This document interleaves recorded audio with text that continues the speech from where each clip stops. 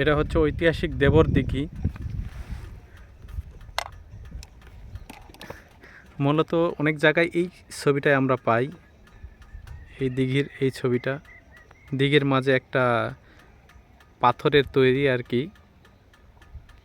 আছে, চতুর্দিকে শুধু আম গাছ আর আম গাছ, আম গাছ। এই হলো সাপাহারের বিখ্যাত জায়গা দেবর দিঘি। অসাধারণ একটা প্লেস, আসলে দেখার মতো।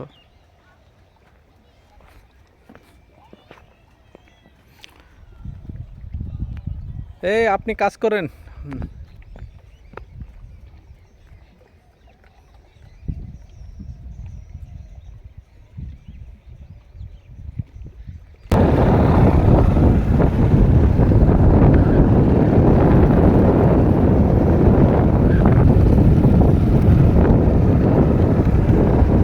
অসাধারণ বসার জায়গা রয়েছে, চতুর্দিকে শুধু আম গাছ আর আম গাছ। এটাও বসার জায়গা। এই আম গাছ সাপাহারের বিখ্যাত আম।